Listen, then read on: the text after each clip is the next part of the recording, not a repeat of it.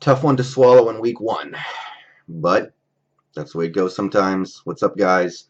Week one is in the books, and we were dealt the loss. It happens. So, I'm going to talk about it. Now is not the time for anger or panic. That's for while you're watching the game and the 15 minutes after the game is over, and then you move on. That's how I work anyway. So, bad loss. And I don't want to get away from that point because this was a bad loss.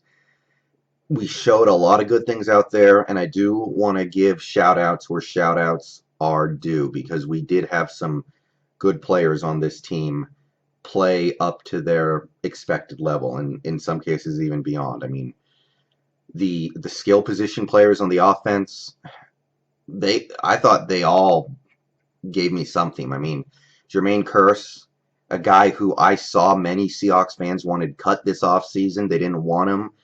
And, I'm just sitting here thinking, Wilson trusts him in single coverage. Can't say that for most of the other guys on this team. He may not be the most talented guy in the world.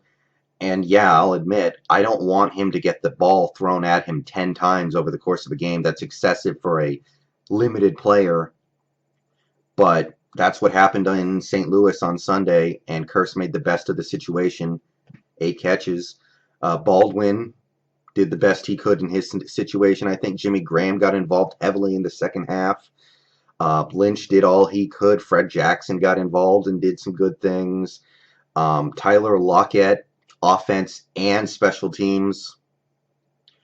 He's not just a returner. He is a receiver first, actually. Returner second. He can do both.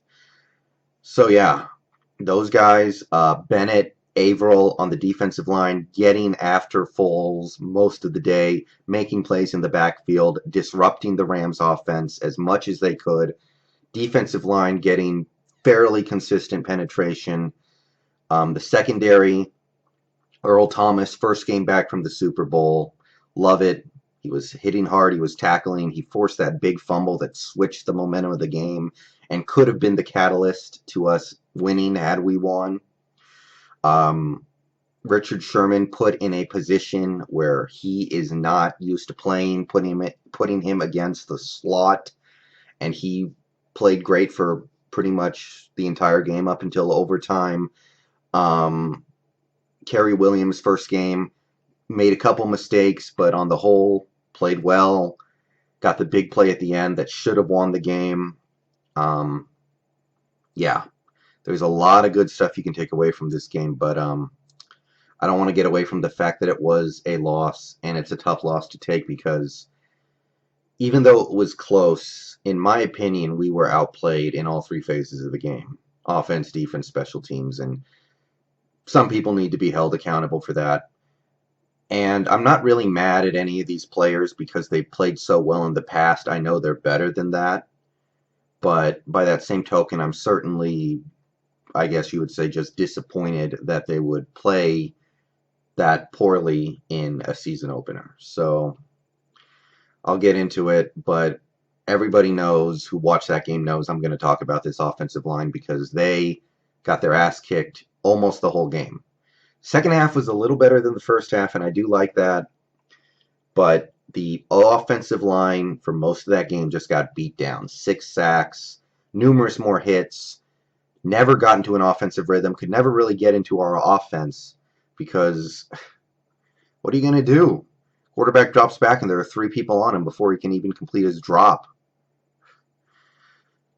The reason why I was confident in this game, I didn't really think we were going to lose this game. I knew it was going to be tough. I know the Rams are a decent team. I know they play us tough. I know they're built well to play us. But the reason why I was confident was we play this team twice a year, every year. This core of players has been here for a few years now, except for like Jimmy Graham.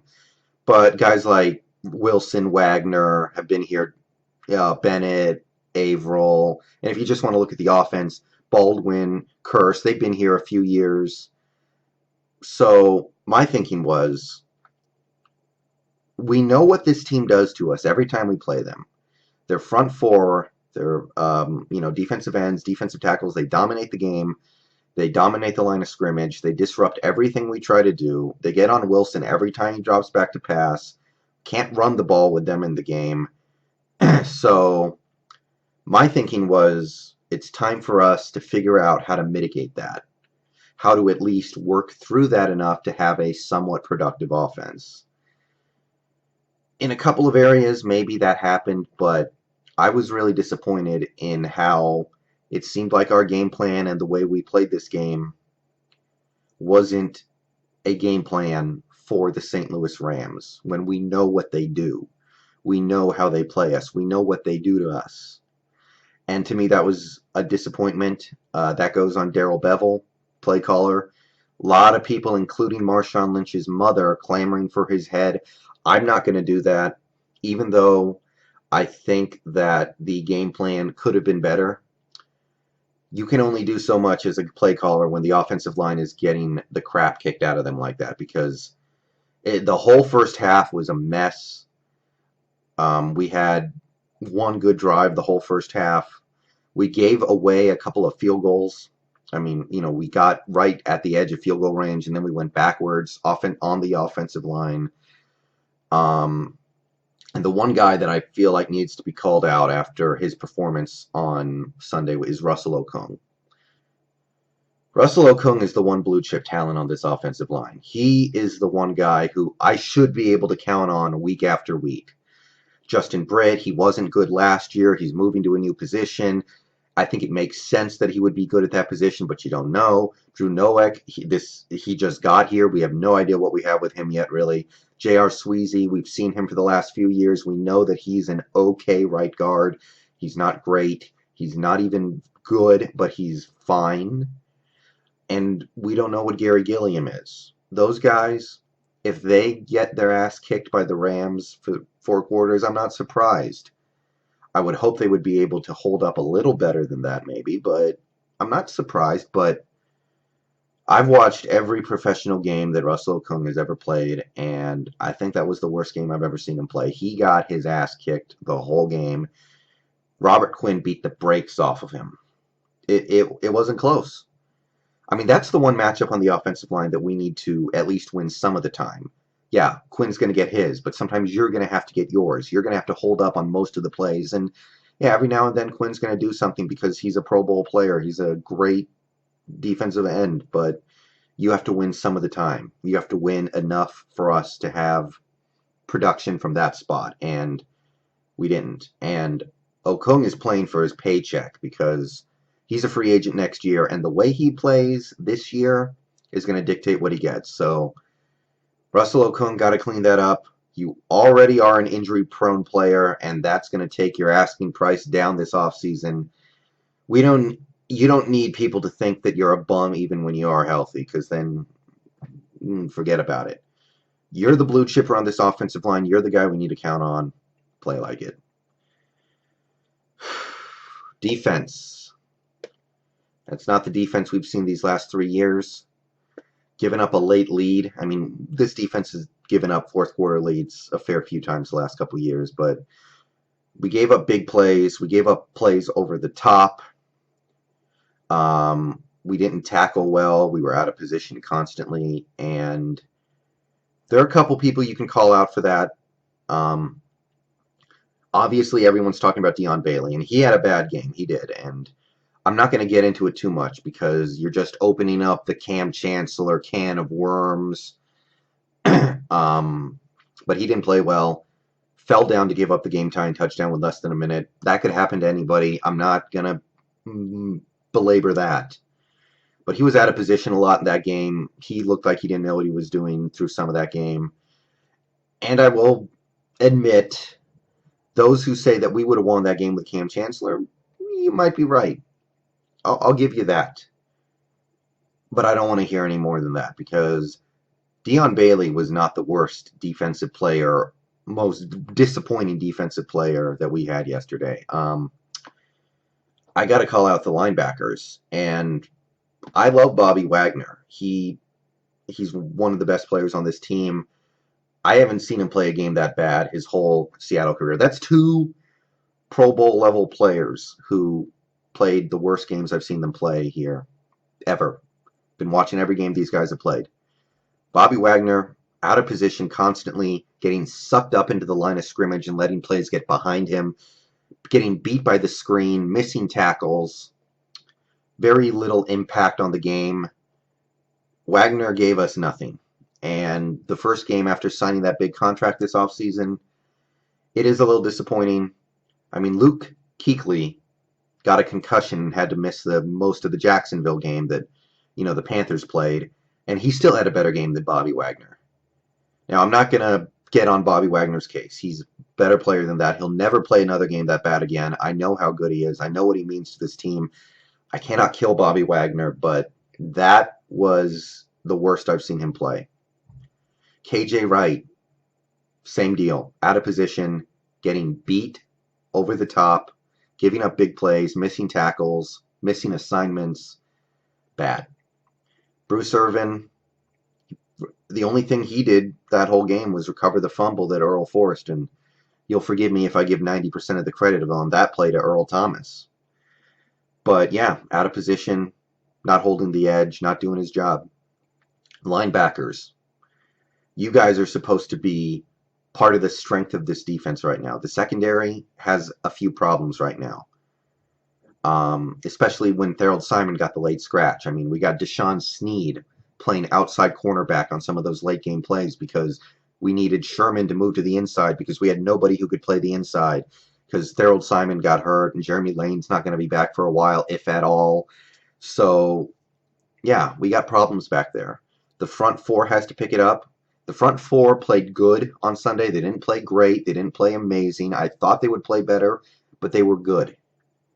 But we need better play from the linebackers. That's what I took away from watching the game on Sunday. Linebackers, offensive line, get in that film room, figure out what went wrong, get better. Because it gets easier from here on out, I'll grant you that, to the offensive line. But these linebackers, I mean, you could play like that any week. If you play like that against Benji Cunningham and Nick Foles, Jared Cook, they're good players. I certainly can't talk junk about them right now, but anybody could do that to you if those guys can do that to you. So those are the two guys I need to call out. Okung, Wagner, Pro Bowlers who flat sucked.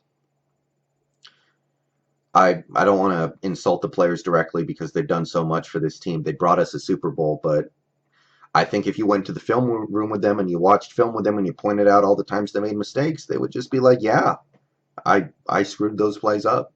I played bad. They can be held accountable too. But anyway, I'm not mad. I'm not mad at any of the players. I have some concerns after what I saw. That was one of the worst defensive games we played, and I don't think there's a great explanation for it. They didn't play great in the Super Bowl, but I know why. Too many injuries. I get that. It happens. Cliff Averill, Jeremy Lane, you had a bunch of people in the secondary playing hurt, a bunch of defensive tackles were hurt. I get it. And you were playing a good offense. I get it, but I don't see a great excuse for what happened yesterday, especially on defense. And if this keeps up, I'm going to start looking at Chris Richard. I know everybody's talking about Darrell Bevell, but we only have one game of evidence of how good Chris Richard is as a defensive coordinator. And what I saw on Sunday, receivers running wide open, people not knowing where they were supposed to be, and some of that has to reflect on the new defensive coordinator. So I'll talk more about the Packers game later, but this is a long video. I didn't mean for it to get this long, but some concerns. It's a tough loss. It's a game we never should have lost. You're up by 7 with 3 minutes left. You're supposed to win. You get a defensive touchdown and a special teams touchdown. You're supposed to win.